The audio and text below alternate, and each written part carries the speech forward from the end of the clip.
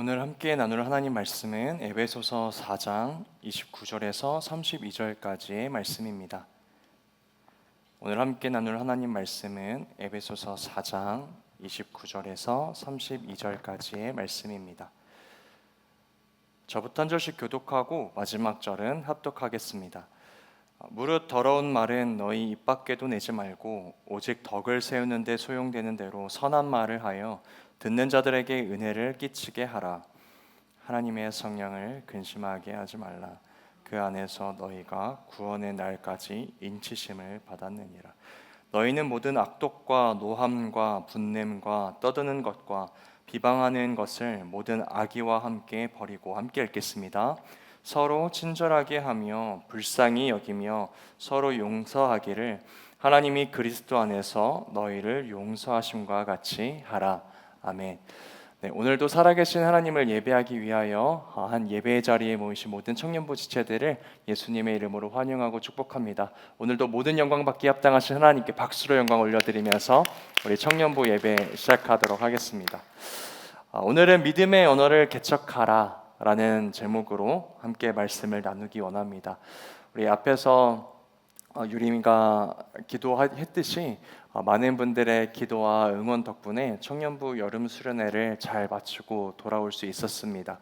함께 참여하지 못한 분들도 계시지만 저희가 수련회의 자리에서 그 자리에 함께하지 못한 분들을 위해서도 기도했거든요. 동일한 하나님의 은혜와 회복이 우리 모든 공동체 가운데 임하기를 축복하고 기도했는데, 오늘 이 자리에 모인 모든 청년들이 하나님의 회복과 부흥을 경험하는 귀한 시간 되었기를 예수님의 이름으로 또 소망하고 축복합니다. 오늘 우리가 8월 달에는 프론티어라는 주제로 계속해서 말씀을 나누고 있었어요. 그래서 오늘도 프론티어라는 주제를 가지고 오늘은 믿음의 언어를 개척하라 라는 제목을 가지고 함께 말씀을 나누려고 합니다. 여러분, 우리는 하루에 수천 개의 단어를 사용하여 말을 합니다. 어떤 논문에 따르면요, 사람은 하루 동안 평균 7,000마디에서 많게는 2만 마디의 말을 한다고 해요. 문자 메시지, SNS, 댓글, 서로 간에 주고받는 대화, 그리고 직장이나 학교에서 하는 회의까지 더하면 우리의 일상은 그야말로 말로 가득 차 있다라고 해도 그 말이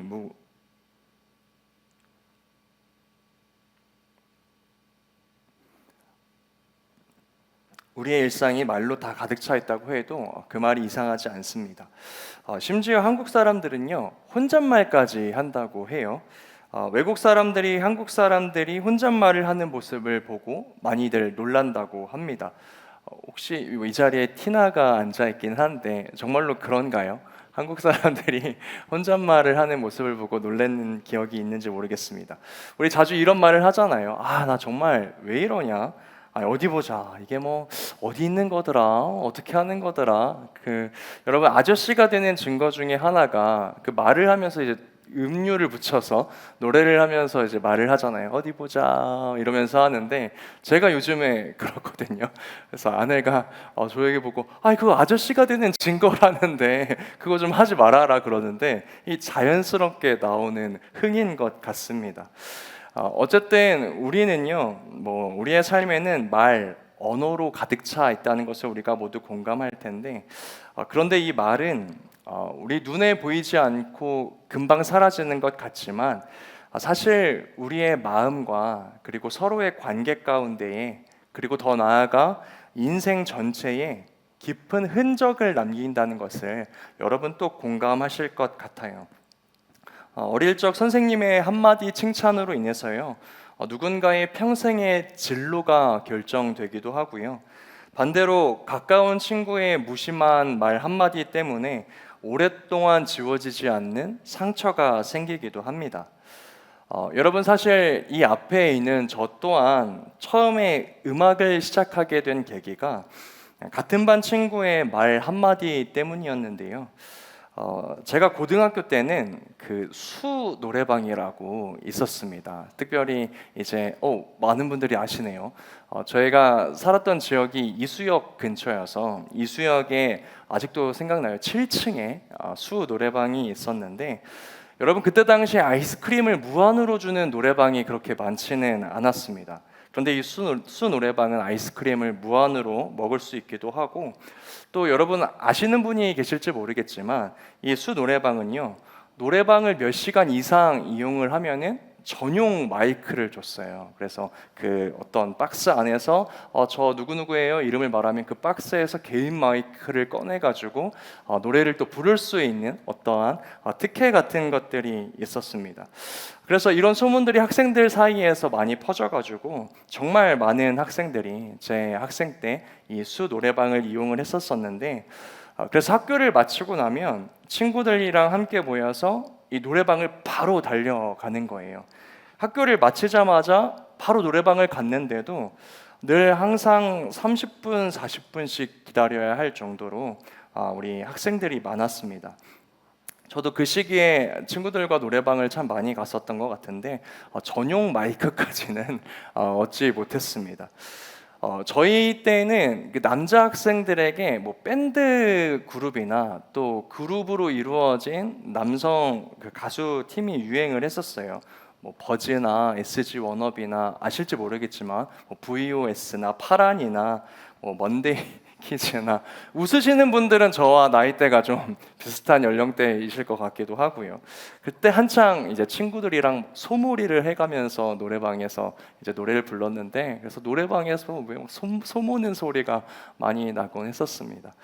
근데 이런 게 중요한 게 아니라 이제 친구들과 처음 노래방을 갔던 날이었어요. 근데 어느 날 친구가 같은 반 친구였는데 저에게 지나가는 말로 승훈이 목소리 좋다라는 말을 그냥 지나가듯이 뭐 이렇게 주목했던 어떤 상황도 아니고 지나가듯이 이렇게 해주었는데 그 한마디가 제 마음에 남은 거죠. 그래서 나중에는 그 마음이 이제 점점점 커지고 발전해서 내가 하나님을 찬양하는 사람이 되어야겠다라는 마음까지 이제 발전하게 되었는데 아마 그 친구는 그 자신의 그 한마디가 제 인생 가운데에 커다란 영향을 주었다는 걸 아마 생각하지도 못했을 것 같습니다.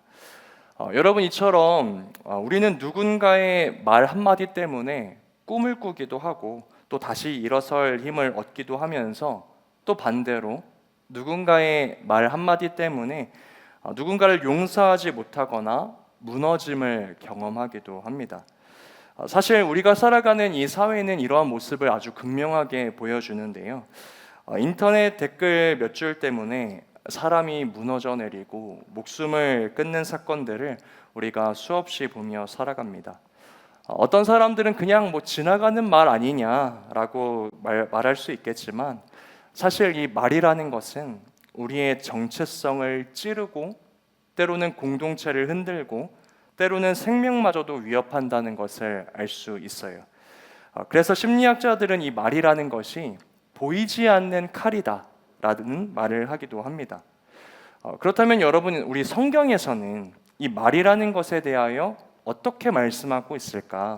우리 잠언 18장 21절의 말씀을 한 목소리로 읽어보면 좋겠습니다. 죽고 사는 것이 시작. 혀의 힘에 달렸나니. 아멘. 여러분 성경은요, 이 우리의 언어가 단순한 의사소통의 도구가 아니라 누군가의 영혼을 살리기도 하고 또 죽이기도 하는 어떠한 능력이다라고 이야기하고 있습니다. 다시 말하면 오늘 이 자리에 앉아 있는 우리 모두는 날마다 우리의 입술을 통해서 누군가에게 생명을 흘려보낼 수도 있고 또 누군가에게는 상처와 죽음의 흔적을 남길 수도 있는 놀라운 능력을 우리 모두가 가지고 있다는 이야기예요. 그렇다면 여러분 우리 이 성경의 내용에 따라 우리는 이 말씀 앞에서 한번 진지하게 물어봐야죠. 나는 지금 사람을 살리는 언어를 선택하고 있는가? 아니면 누군가를 서서히 죽이는 언어를 내뱉고 있지는 않은가? 더 나아가서 예수님을 따르는 사람들의 언어는 무엇이 달라야 하는가? 이 질문들이 우리에게 있어야 한다는 것입니다. 그런데 여러분, 이 중요한 것이요, 이러한 믿음의 언어 있잖아요. 누군가를 살리는 이러한 믿음의 언어는 자연스럽게 저절로 나오지 않는다는 것입니다. 이 믿음의 언어는 우리가 태어나면서부터 자연스럽게 배워서 쓰는 것이 아니라 하나님의 말씀 안에서 의도적으로 배우고 연습하고 개척해 나가야 하는 영역이라는 것이에요. 그래서 오늘 우리는 말씀을 통해서 우리가 어떻게 이 믿음의 언어를 새롭게 개척해 나갈 수 있을 것인가, 크게 세 가지의 방법으로 나누어서 함께 말씀을 살펴보려고 합니다. 먼저 첫 번째로요, 이 믿음의 언어를 개척하기 위해서는 부정적인 언어에서부터 떠나야 합니다. 오늘 본문 에베소서 4장 29절의 말씀에서도 사도 바울이 이렇게 이야기하고 있는데요. 제가 한번 읽어드릴게요. 무릇 더러운 말은 너희 입 밖에도 내지 말고. 여러분, 여기서 말하는 더러운 말은요, 단순히 욕설을 의미하는 것이 아닙니다. 남을 무너뜨리는 비난이나 뒷담화, 냉소적인 말들, 자존심 때문에 상대방에게 던지는 날카로운 말, 관계를 깨뜨리는 모든 부주의한 말들까지 포함된다는 거예요. 여러분, 특별히 지금 우리가 살아가고 있는 이 시대는요, 이런 정죄의 언어와 남을 비하하는 말이 가득합니다. 그래서 우리가 태어나면서부터 학습하는 언어는요, 믿음의 언어가 아니라 정죄와 비하의 말일 경우가 많다는 것입니다. 여러분, 우리가 한번 생각해 보면 좋겠어요. 오늘날 많은 웃음의 소재가 어디에서 나오는지 한번 살펴봅시다. 누군가가 망가지는 모습을 볼 때 우리가 웃지 않나요? 누군가의 약점을 꼬집는 말을 들었을 때 우리가 즐거워할 때가 있습니다. 아니면 누군가를 무시하는 말에서부터 이러한 웃음의 소재가 나오는 걸 우리가 발견할 수 있어요. 그것이 나의 직장이든 학교이든 SNS든 심지어 교회 안에서도 마찬가지입니다. 우리는 이 정죄의 말, 비하의 말, 남을 깎아내리는 말을 너무나 쉽게 소비하고 자연스럽게 사용하고 있다는 것이에요. 그런데 이때, 여러분, 우리가 이렇게 세상의 언어를 사용하는 이때 계속해서 우리가 이러한 언어를 사용하면 우리의 영혼에 일어나는 현상이 있다고 오늘 성경은 이야기하고 있습니다. 우리 오늘 본문 30절의 말씀을 한 목소리로 읽어보면 좋을 것 같아요. 하나님의 시작, 하나님의 성령을 근심하게 하지 말라. 여러분, 오늘 말씀은요, 우리가 부정적이고 정죄하는 언어를 반복하면 우리 안에 계시는 성령 하나님을 근심하게 만든다라고 이야기합니다. 왜냐하면요, 여러분, 우리가 믿는 하나님은요, 인격적인 하나님이시거든요. 그렇게 우리를 사랑하시고 우리를 품으시고 도우시고 때로는 혼을 내시고 가르치기도 하십니다. 그런데 우리가 이러한 세상의 언어, 정죄의 언어, 비하의 언어를 사용할 때 인격적이신 성령 하나님께서 마음 아파하신다라는 것이에요. 왜냐하면 이 성령 하나님은요, 우리와 하나님과의 관계를 거룩하게 유지할 수 있도록 도우시는 보혜사, 헬퍼이신 하나님이시기 때문입니다. 그런데 우리의 이 언어가 누군가의 관계를 깨뜨리고 하나님과의 교제를 무너뜨리고 또 사람을 무너뜨릴 때 성령님께서 우리의 그러한 모습을 보시면서 아주 깊이 탄식하신다는 것이에요. 그래서 우리가 이 믿음의 언어를 개척하는 첫 걸음은 이 정죄와 냉소의 언어에서 떠나는 것입니다. 여러분, 우리가 이 개척한다라는 말이 어떤 새로운 곳을 향해서 나아간다는 의미도 있지만 이전에 머물던 자리에서 떠나는 것도 의미할 때가 있잖아요. 우리는 남을 정죄하면서 느꼈던 자기 우월감 또는 웃음을 만들어내기 위해서 남을 비하하는 그러한 가벼운 마음들이 성령 하나님을 근심하게 만드는 일이라는 것을 깨닫고 그 언어에서 떠나야 한다라는 것입니다. 그렇다면 이 부정적인 언어에서 어떻게 떠날 수 있을까? 두 가지를 한번 소개해 보려고 해요. 첫 번째는 오늘 나의 입술에서 나오는 이 말이 하나님 앞에 드려지는 제사라는 것을 기억해야 합니다. 여러분, 성경이 말하는 우리의 이 언어는요, 그저 공중에서 흩어지는 것이 아니라고 말해요. 오히려 하나님 앞에 드려지는 제물이다라는 것을 강조합니다. 우리가 이것을 마음에 새겨야 한다는 것이에요. 그리고 두 번째, 누군가를 정죄하고 비하하고 싶은 순간이 있을 때 그 입술을 먼저 기도의 자리로 데려가야 한다라는 것입니다. 하나님, 제가 이 사람을 향하여 이런 말을 토로하고 싶습니다. 이 억울한 말, 저 사람이 나한테 했던 말을 갚아주는 말, 이 모든 말들을 제가 쏟아놓고 싶어요 라고 할 때 기도의 자리에 가서 하나님 앞에 그 언어를 쏟아놓으라는 것이에요. 그러면서 기억하라는 것이죠. 내가 뱉고자 하는 이 말이 누군가를 살리는 말입니까? 아니면 누군가를 죽이려고 하는 말입니까? 여러분, 우리가 이 두 가지의 모습만 지켜도요, 우리의 입술이 가지고 있던 그 세상의 언어의 절반은 떠나가게 됩니다. 바라고 소망하기는 우리 세안 라이즈가 성령 하나님을 근심하게 하는 그 언어에서 떠나게 되기를 예수님의 이름으로 축복합니다. 그럼 두 번째, 우리가 믿음의 언어를 개척하기 위해서는 무엇을 해야 할까? 덕을 세우는 언어를 채워야 합니다. 덕을 세우는 언어를 채워야 해요. 오늘 본문 29절에서 바울이 이야기합니다. 우리 29절 하반절의 말씀을 한 목소리로 읽어볼까요? 오직 덕을 세우는데, 시작. 오직 덕을 세우는데 소용되는 대로 듣는 자들에게 은혜를 끼치게 하라. 아멘. 여러분, 이 말씀에서요, 이 덕을 세우다라는 표현은요, 헬라어로 오이코도메라고 하는 단어입니다. 여러분, 이 단어가요, 동사로 사용될 때에는 집을 짓다, 건물을 세우다 라는 표현으로 사용돼요. 그런데 비유적으로 사용될 때는요, 상대방의 신앙과 삶을 세워주는 일을 가리킬 때 이 단어가 사용되는 것을 알 수 있어요. 그러니까 오늘 우리가 방금 읽은 이 말씀이 우리의 언어는 마치 벽돌과 같다라고 이야기하는 거예요. 그래서 우리가 어떤 언어를 사용하느냐에 따라 와르르 무너지는 돌탑이 될 수도 있고 견고한 하나님의 성벽이 될 수도 있다는 이야기입니다. 예를 들어, 쟤는 원래 그래 라는 어떤 단정의 말, 또는 나는 쟤한테 아무 기대 없어 라고 말을 하는 체념의 말, 나는 그 일과 상관없어 라고 하는 무관심의 말. 여러분, 이러한 돌덩이, 이 언어가 돌덩이라는 것이에요. 그래서 이 말이 상대방이나 공동체 가운데에 던져지면 결국 공동체를 지키고 있는 그 벽이 허물어진다라는 것입니다.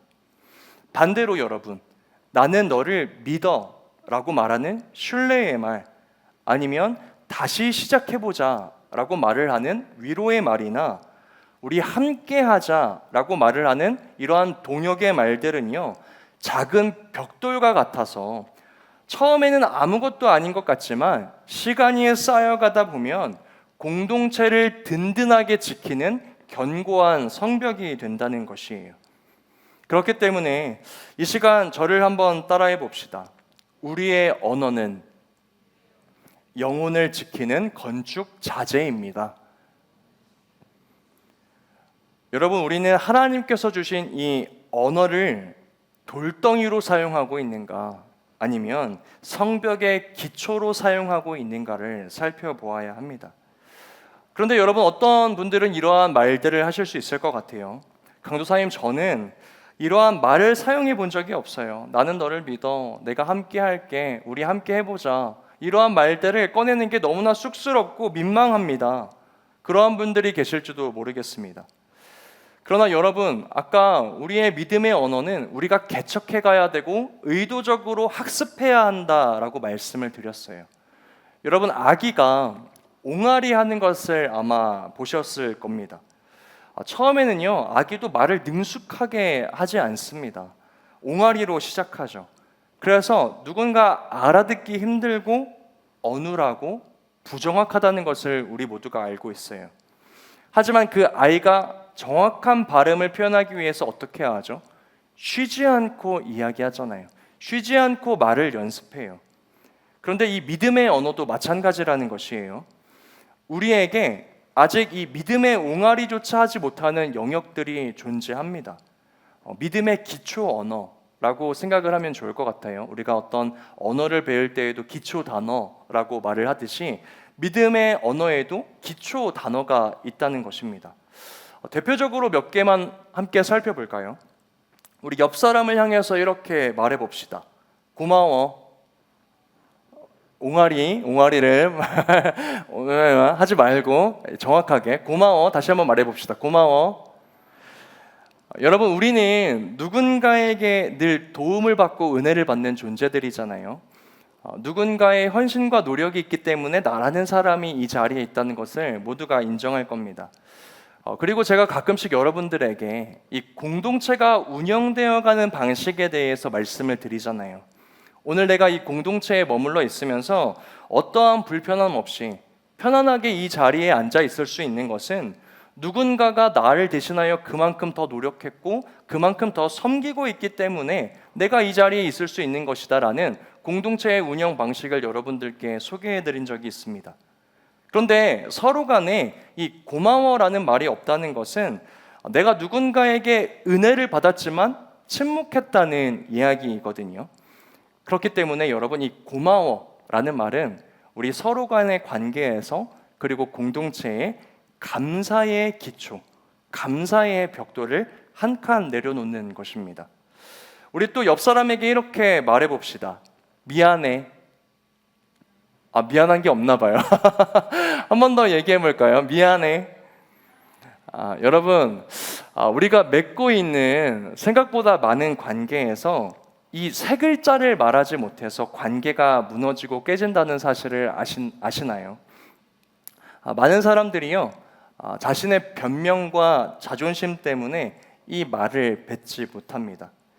그런데 사실 자신의 영혼과 이 관계와 공동체를 지키는 건 미안해라는 단어이죠. 여러분이 미안해라는 단어는 서로의 관계에 있어서 또 공동체에게 있어서 책임의 기초를 한 칸 내려놓는 언어입니다. 우리 마지막으로 옆 사람에게 이렇게 이야기해 봅시다. 사랑해. 제일 작게 나온 것 같아요. 한 번만 더. 사랑해. 네. 여러분, 사실 이 말은요, 가까운 관계일수록 더 인색한 단어가 되어 버렸죠. 그러나 이 사랑이라는 단어는 공동체에게 생명력을 주는 단어라는 것을 모두가 인정할 거예요. 제가 이 말을 하는 게 혹시나 이분들의 프라이버시를 건드리는 것이 될까봐 말을 할까 말까 고민을 많이 했는데, 저는 정말로 기쁜 마음에서 말씀을 드리는 것이니 당사자분들은 양해를 해주시면 감사하겠습니다. 저희가 어제 수련회를 마치고 돌아오는 길에 그 수련회 장소를 떠나서 장소 떠난 지 한 벌써 누구 이야기하는지 본인은 아는 것 같아요. 한 3분 정도에서 5분 정도밖에 지나지 않았거든요. 근데 갑자기 뒤에서 여보세요? 라는 통화 소리가 들리더라고요. 근데 알고 보니까 준이 형제가 전화를 받은 거였고, 준이 형제에게 전화를 한 사람은 와이프인 우리 서우 자매였습니다. 근데 마침 종이기가 그 준이 형제 옆에 있어서 들으려고 들었던 게 아니라 수화기로 넘어오는 서우 자매의 또렷한 음성을 들었던 거죠. 근데 서우 자매가 준이 형제에게 놀아줘 라고 했다는 거예요. 근데 이제 차 안에 있는 사람들이 난리가 난 거예요. 뭐야, 헤어진 지 3분밖에 안 됐는데 벌써 보고 싶어서 전화한 거야? 이러면서 갑자기 우리 유석인 티나한테 전화하겠다고 막 그렇게 이야기를 하고, 앞에 저와 영란 전도사님이 이렇게 타고 가고 있었는데 우리도 통하면서 가? 막 이런 식으로 장난을 치면서 이제 갔었었는데, 그렇게 웃으면서 갔습니다. 근데 이렇게 지나가고 점심을 저희가 먹었잖아요. 그리고 점심을 먹고 이제 출발했잖아요. 그리고 나서 3분 또 지났나? 또 준이 형제가 여보세요? 라고 받은 거예요. 근데 뭐 이제 한번 그런 일을 겪었으니까 뭐 다들 통화하나 보다 라고 이렇게 조용히 가고 있었었는데 그 뒤에 무슨 대화가 오고 갔는지는 아무도 듣지 못했습니다. 그런데 한 가지는 분명하더라고요. 준이 형제가 통화 끝날 무렵에 나도 사랑해 라고 말을 하고 전화를 끊는 걸로 봐서는 서우 자매가 먼저 준이 형제에게 이 사랑해 라는 말을 했겠죠. 그러니까 그 말만 듣는데 그 안에 있는 사람들이 이제 아빠 미소를 짓고 이제 이 자리에 앉아 계신 여러분들과 같은 이렇게 환한 미소를 짓게 되었습니다. 여러분 지금 이 사랑, 그죠? 누가 누군가에게 또 사랑해라는 말을 듣는 것만으로도 지금 여러분들의 표정에도 굉장히 생명력이 넘치시거든요. 이 사진을 이렇게 찍어가지고 한번 보여드리고 싶은데 여러분 이처럼 영혼을 살리는 말은 성경 구절을 줄줄 외우는 게 아니에요. 엄청난 지식적인 말들을 누군가에게 전하는 것이 아닙니다.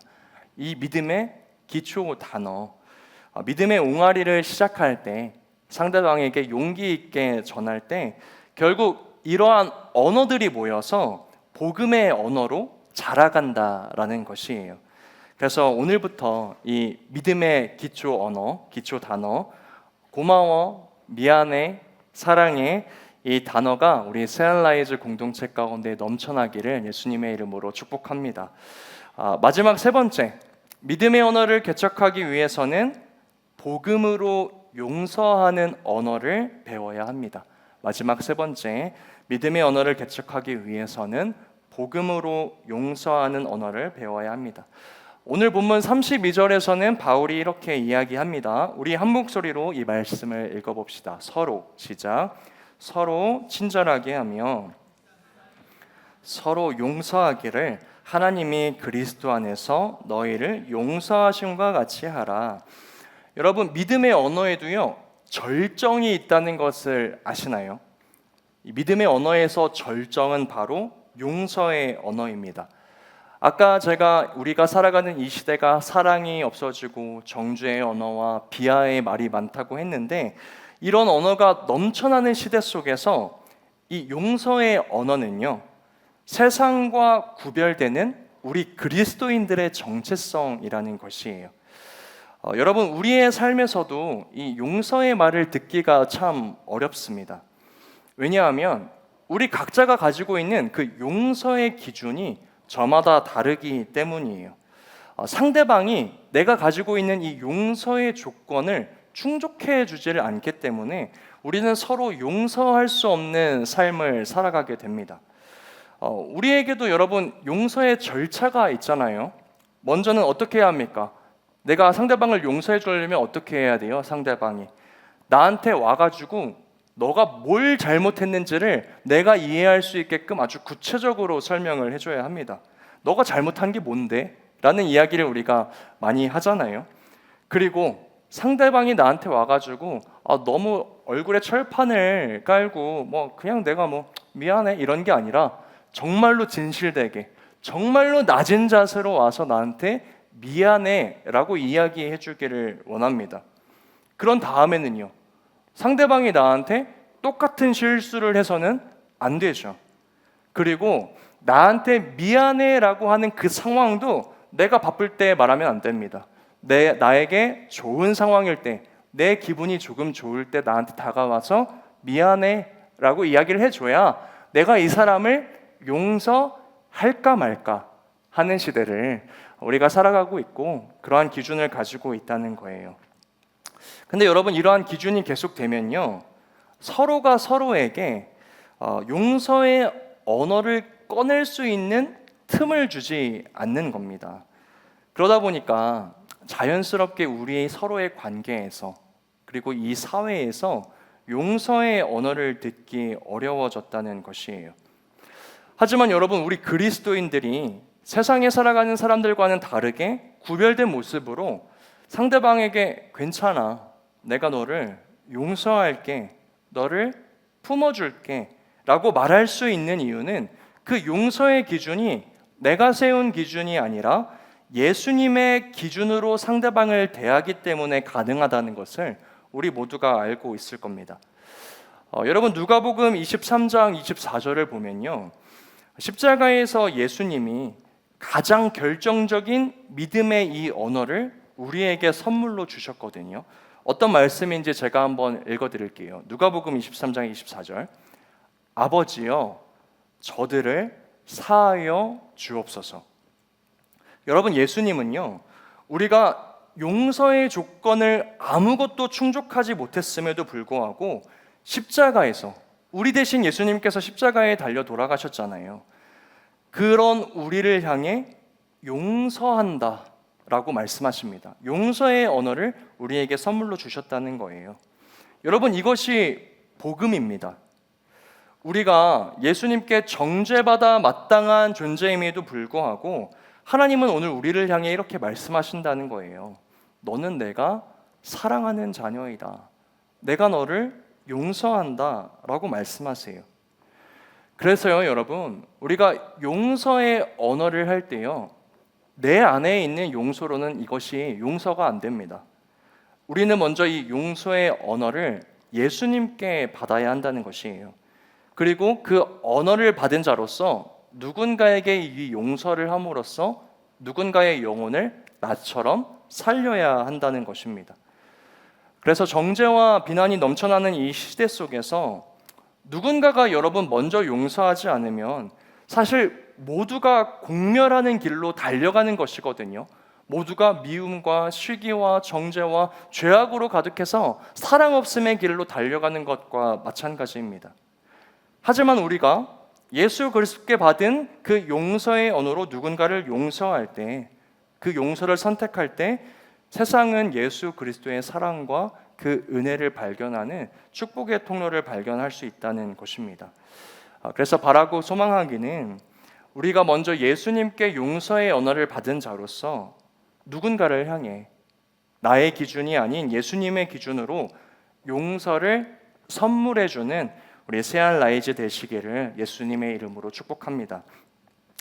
여러분 오늘 우리는 이 믿음의 언어를 개척하기 위한 세 가지 방법을 배웠어요. 첫 번째 뭐라고 말씀드렸죠? 부정적인 언어에서 떠나라. 그렇죠? 믿음의 언어를 개척하기 위해선 먼저 정죄와 냉소의 언어에서 떠나야 한다라고 말씀드렸습니다. 그래서 그 방법으로 하나님 앞에 지금 나의 이 언어가 올바르게 드려지는 예배인가를 먼저 확인해 보시고, 누군가에게 이러한 정죄의 언어, 비하의 언어를 하고 싶을 때 기도의 자리로 가라라고 말씀드렸어요. 두 번째, 믿음의 언어를 개척하기 위해서는 무슨 방법이 있었죠?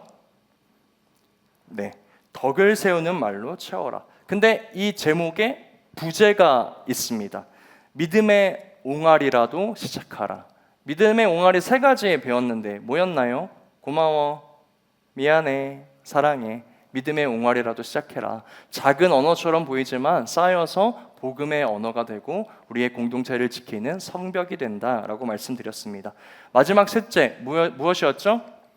용서하는 언어를 배우라. 용서의 언어는 세상과 구별되는 그리스도인들의 정체성이다라고 말씀드리면서, 이 용서의 언어는 나의 의지로 되는 것이 아니라 누구에게 받아야 되고 배워야 한다? 예수 그리스도께 받아야 되고 배워야 한다라고 말씀드렸습니다. 여러분 그런데 우리가 지금까지 이 믿음의 언어를 개척하기 위한 세 가지 방법을 함께 나누었는데, 사실 이 믿음의 언어는요 단순한 훈련이나 노력으로는 되지 않습니다. 너무나 안타깝게도. 왜냐하면 언어에는 근원이라는 것이 있기 때문이에요. 여러분 모국어라는 말을 혹시 들어보셨나요? 모국어는 태어나면서 가장 먼저 접하는 언어를 의미하죠. 그래서 내가 태어난 나라의 언어를 의미하기도 하지만 가정에서 가장 먼저 배워서 나에게 익숙한 언어를 모국어다라고 이야기하기도 합니다. 그래서 부모가 어떤 언어를 아이에게 사용하느냐에 따라서 그 아이의 언어 습관이 결정된다는 이야기를 아마 많이 들어보셨을 거예요.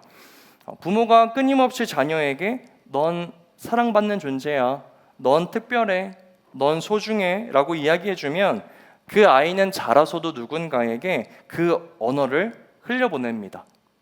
그런데 반대로 너 왜 이거밖에 못하냐?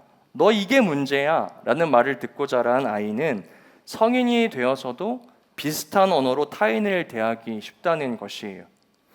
마찬가지로 여러분, 우리가 이 믿음의 언어를 개척하려면 먼저 하나님의 언어를 많이 들으셔야 합니다.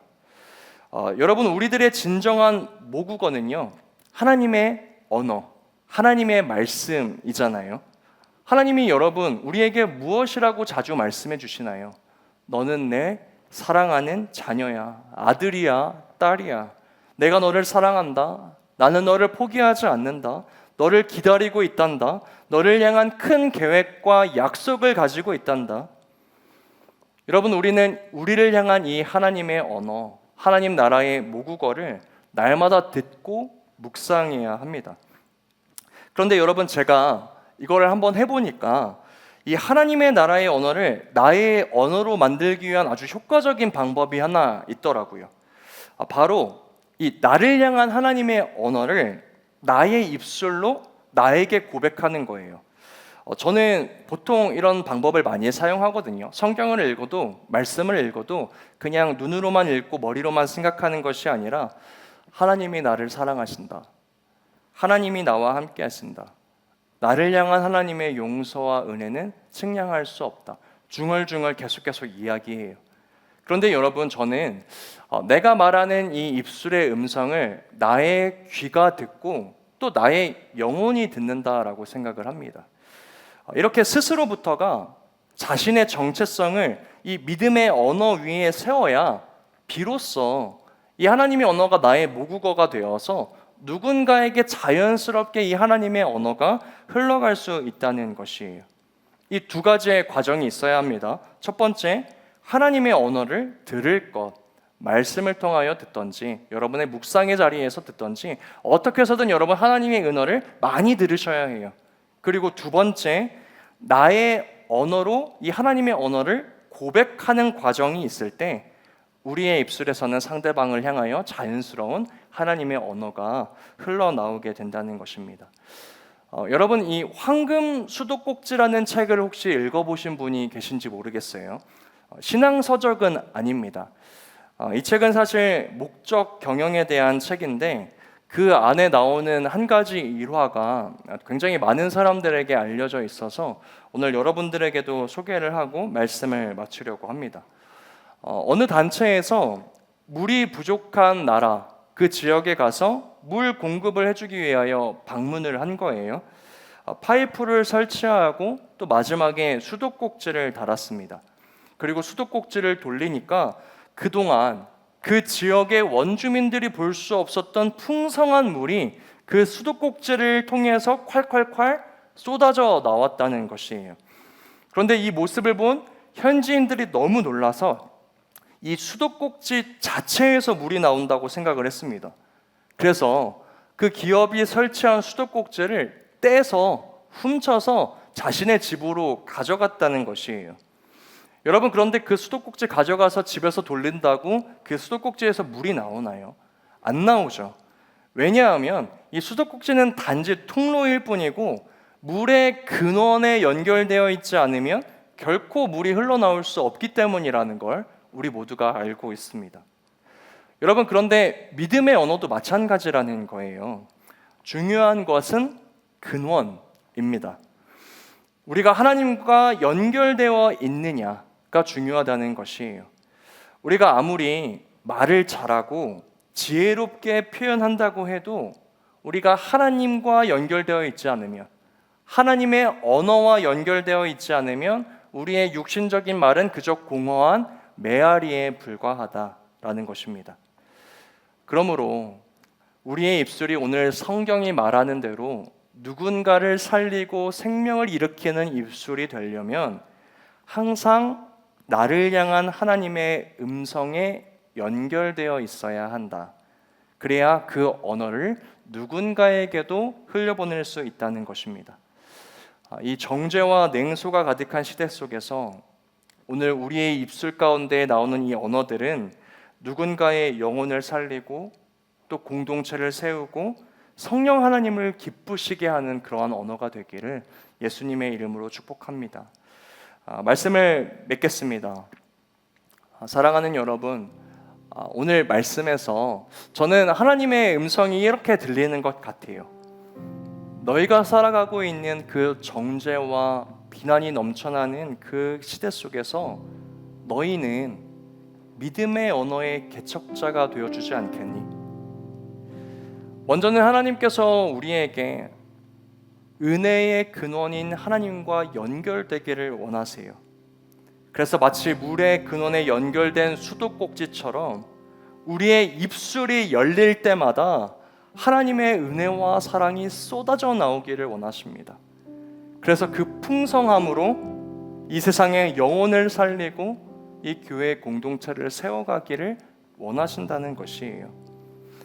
바라고 소망하기는 오늘 이 자리에 모인 우리 모두가 우리를 믿음의 언어의 개척자로 부르시는 이 하나님의 음성에 반응하여 이 하나님의 말씀을 아멘으로 받아서 스스로에게 그리고 또 공동체에게 하나님의 언어를 흘려보내는 축복의 통로로 살아가시길 예수님의 이름으로 축복합니다.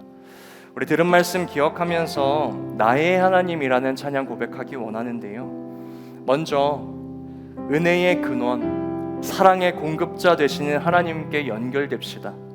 그래서 오늘 우리에게 나의 사랑, 나의 가장 귀하고 아름다운 보서가 그렇게 말씀해 주시는 하나님의 음성을 듣고 그리고 이제는 그 믿음의 언어를 또 용서의 언어를 나의 지체에게, 나의 공동체에게 또 세상을 향하여 풍성하게 흘려보내는 우리가 되게 하여 달라고, 주님의 나라와 뜻이 나를 통하여 이 땅 가운데 실현되게 하여 달라고 우리 들은 말씀 기억하며 함께 이 찬양 고백하도록 하겠습니다. 나의 사랑,